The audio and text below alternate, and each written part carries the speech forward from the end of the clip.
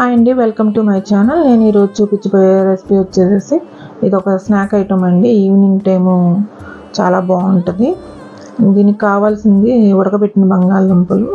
వాటిని ఇట్లా బాగా ఉడికించుకొని ఇట్లా మెత్తగా మ్యాష్ చేసుకోవాలండి. ఇట్లా మొత్తం మ్యాష్ చేసుకున్న తర్వాత ఉప్పు, పసుపు, కారం వేసుకొని కూడా కలుపుకోవాలి. అందులోనే కాస్త సన్నగా తరిగిన ఉల్లిపాయలు, పచ్చిమిర్చి, అల్లం వెల్లుల్లి తరుగు, కాస్త కరివేపాకు వేసుకొని ఇట్లా కలుపుకోవాలండి. కొత్తిమీర ఉంటే కొత్తిమీర కూడా వేసుకోవచ్చు. నాకు అవైలబుల్ లేక నేను వేయలేదు. తర్వాత ఒక హాఫ్ చెక్క నిమ్మకాయని ఇట్లా పిండుకోవాలండి. లైట్గా కొంచెం పులుపు ఉంటే బాగుంటుంది. తర్వాత ఒక 2 టేబుల్ స్పూన్లు ఆయిల్ తీసుకున్నానండి. స్టఫ్ కదా, కాస్త ఆయిల్ ఉంటే స్మూత్గా ఉంటుందని చెప్పి తీసుకున్నాను. అవి మొత్తం కలుపుకొని పక్కన పెట్టుకోవాలండి. తర్వాత మనం ఈ మిర్చిని ఘాటు పెట్టేసేసుకొని లోపల ఉన్న ఆ సీడ్స్ని తీసేయాలండి. ఆ సీడ్స్ని తీసేసి ఈ స్టఫ్ ఏదైతే ఉందో మొత్తం దాంట్లో పెట్టేసుకోవాలి. చాలా టేస్టీగా ఉంటుందండి. చాలా ఈజీగా కూడా అయిపోతుంది ఈ స్నాక్ ఐటము. చాలా ఇష్టంగా కూడా తింటారు. ఒకసారి ట్రై చేయండి. ఇప్పుడు ఈ మిర్చీలు అన్నిటిలోకి ఈ స్టఫ్ని ఇట్లా నింపుకొని పక్కన పెట్టేసుకోవాలండి. తర్వాత మనం బజ్జీలు కాబట్టి వేసేది, బజ్జీల కోసమని శనగపిండి నేను ఒక 1/4 కిలో తీసుకున్నాను. సరిపోతుంది, ఎక్కువ కూడా పట్టదు శనగపిండి.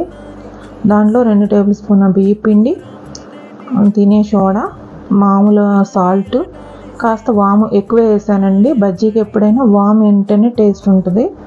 ఆయిల్ హీట్ ఎక్కుతుందండి. అదిగోండి, ఇలా వేయగానే అలా పైకి రావాలి. ఇప్పుడు వేసేసుకుందామండి. ఈ స్టఫ్ చేసుకున్న బజ్జీలని, మిర్చిని ఈ పిండిలో ముంచేసి ఇట్లా వేసుకుందామండి. ఒక సైడ్ కొంచెం ఉడికిన తర్వాత వెంటనే రెండో సైడ్ కూడా టర్న్ చేసుకోవాలండి. ఒక్కసారి బజ్జీని ఎప్పుడైనా కానీ ఒకసారి కాల్చుకోకూడదు. ఎందుకంటే పైన కాలుతుంది కానీ లోపల పచ్చిగానే ఉంటుంది. ఎప్పుడైనా కొంచెం ఫస్ట్ కొంచెం ఉడకనివ్వాలి. తర్వాత తీసి పక్కన పెట్టేసుకొని సెకండ్ టైము మళ్ళీ వేసుకోవాలండి. మళ్ళీ కాల్చుకోవాలి. అప్పుడే టేస్ట్ వస్తుంది. ఇది లోపల పచ్చిపోయి చాలా టేస్ట్ వస్తుంది. ఈ బజ్జీలే కాదు, ఏ బజ్జీ ఐటమ్ అయినా కూడా ఇదిగోండి, మనం ఫస్ట్ వేసి పక్కన పెట్టి మళ్ళీ నేను రెండోసారి వేసుకొని చేసుకుంటున్నానండి. చాలా టేస్టీగా ఉంటాయండి. మీరు ట్రై చేయండి. నా వీడియోస్ని లైక్ చేయండి, నా ఛానల్ని సబ్స్క్రైబ్ చేయండి.